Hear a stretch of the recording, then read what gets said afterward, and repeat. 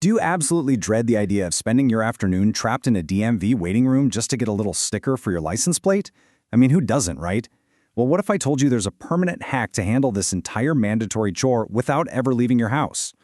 Okay, let's dive right into this comprehensive explainer designed to make renewing your Oklahoma vehicle registration by mail absolutely seamless. Whether you're a seasoned resident or a complete beginner who just moved to the state, we are going to cover every single detail you need to know. If you're tired of those long lines, the processing delays, or you just simply prefer the convenience of your own mailbox, well, you're in the exact right place today. Honestly, this mailbox-to-mailbox solution is a total game changer. We're going to build your knowledge step by step so you can confidently and securely mail your documents, avoid those frustrating common rejections, and get your new decal delivered straight to your front door. Here is our roadmap for today. We'll be walking through the introduction, a step-by-step guide, common mistakes to avoid, pro tips for success, and finally, frequently asked questions. Section 1. Introduction.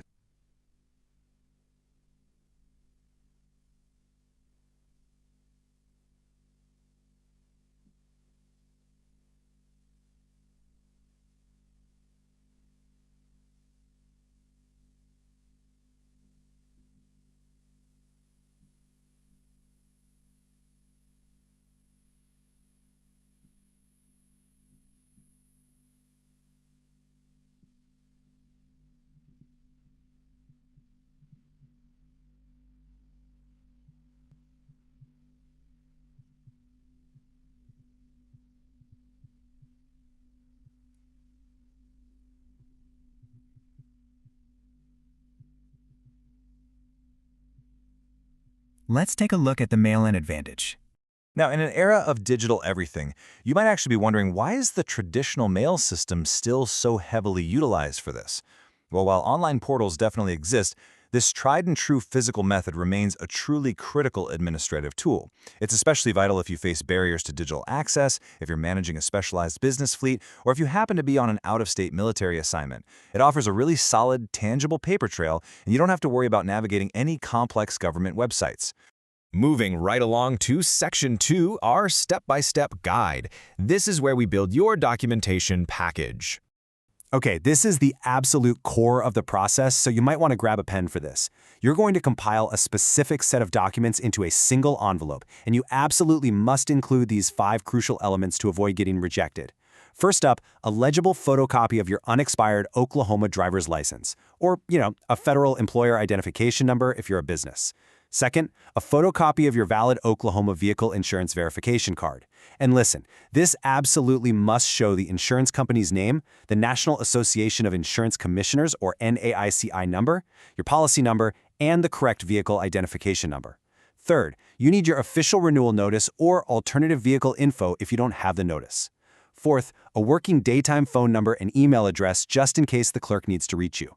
And finally, the whole shebang wraps up with your exact payment. For that payment, the state uses a standard sliding fee scale. Basically, your base registration cost actually decreases as your standard, non-commercial vehicle ages. As you can see, for the first 4 years, the base fee is $96. But by the time your trusted vehicle hits 17 years old, it drops all the way down to just $26. But keep in mind, that's just the base fee. So here is the absolutely crucial part. You have to add exactly $1.73 return mail fee plus $1.50 insurance processing fee to that base rate to calculate your final check amount. Let's just do some quick math using a real example. Say you have a standard passenger car in its 6th year. Your base fee is $86. Add the $1.50 insurance fee and the $1.73 mail fee, and your check must be written out for exactly $89.23. Don't round up, and definitely don't round down. Once your packet and your check are all ready to go, you need to know where to actually send it. You basically have 2 main choices here. You can mail it to the Centralized State Authority at Service, Oklahoma, P.O. Box 26940 in Oklahoma City, zip 73126. Or, alternatively, you can mail it directly to a licensed local operator, which you probably know is a local tag agency, using their specific physical or mailing address, whichever works best for you. All right, Section 3, Common Mistakes to Avoid. Let's talk about preventing administrative rejection. The mail-in process is super efficient for sure, but it requires precision. Even a really minor clerical error is going to result in your envelope being mailed right back to you. Now, a massive point of failure we see all the time is using outdated agency names. Historically, the Oklahoma Tax Commission handled this, but guys, that is no longer the case. Checks made payable to the Oklahoma Tax Commission will be immediately returned. Always write your personal check, cashier's check, or money order out to SOUK or Service Oklahoma. You also need to execute what the experts call a triple VIN verification. This is so important. Before you seal up that envelope, check the 17-character VIN printed on your car's dashboard against the VIN on your registration renewal card, and then cross-reference that with the VIN on your liability insurance card. If there is even a single character discrepancy between these three places, nope, the state's database matching process is going to automatically reject your application. Another thing to keep in mind, Oklahoma is transitioning to electronic titles. If your vehicle's electronic title happens to have an unresolved document hold or a serial inspection hold, you simply cannot renew by mail.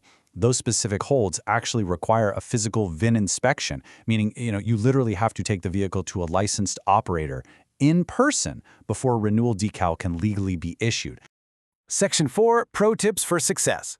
Let's get into some expert strategies for a really smooth renewal. Now that we know what not to do, here's a great tip for success. Experts strongly recommend a 45-day lead time before your expiration grace period ends. The standard renewal window opens 30 days prior to expiration. By mailing your packet 45 days early, you are perfectly accounting for postal transit times and state processing queues. And most importantly, you're giving yourself a really comfortable buffer to correct and resubmit your packet if it does happen to get rejected for a simple clerical error. Here is another incredibly valuable pro tip that fleet managers use all the time. Don't just rely on the paper insurance card you're putting into the envelope. Take literally 5 minutes to call your insurance provider and explicitly confirm they have actively uploaded your current policy to the Oklahoma Compulsory Insurance Verification System, or OCIVS. If the state's back-end database doesn't show your policy as active at the exact moment the clerk processes your mail, you guessed it, you get rejected. Now, if you are an active duty military member stationed out of state, the system is absolutely designed to support you. You can use Form 779, which is the U.S. Armed Forces Affidavit, to maintain your Oklahoma registration by mail. Doing this allows you to avoid state-level late penalties and bypass those physical inspection requirements, all for a specialized flat fee of just $29.16. And that covers your registration, your mail, and your insurance fees. Okay, moving to Section 5, Frequently Asked Questions. Let's do some troubleshooting. We like to cover the real-world scenarios that often confuse people. For example, what if you just didn't receive a renewal notice in the mail? Honestly, this happens all the time.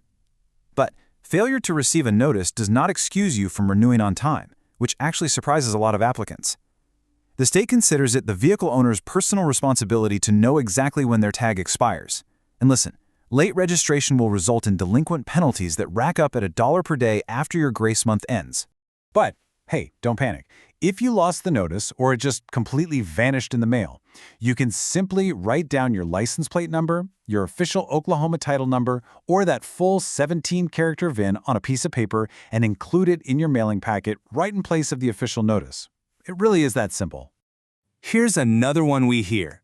With all these recent modernization initiatives, you might wonder if new vehicle purchases can be handled through the postal system. Specifically, people ask if the recent Ready Set Tag law, which mandates that newly purchased vehicles must be pre-registered within 2 days of the sale, applies to mail-in. The short answer? No. While the mail-in method is absolutely perfect for your annual renewals, establishing a brand new registration after a purchase must be done in person or online. Postal transit times make it mathematically incompatible with that rapid 2-day deadline. So, general rule of thumb, use the mail for renewals and use in-person or online for brand new purchases. As a responsible vehicle owner, please remember that this explainer is designed to be a highly durable, evergreen resource for you. However, administrative rules, exact postal rates, and state procedures do occasionally shift over time. Because of that, you should absolutely always verify the latest procedures, exact fees, and current forms directly with the official Service Oklahoma website before you go dropping that envelope in the mail.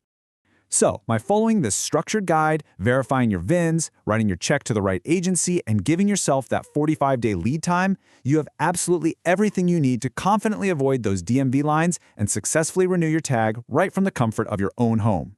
So I have to ask, next time that expiration date creeps up on you, are you going to be wasting your day standing in line, or are you just walking to your mailbox?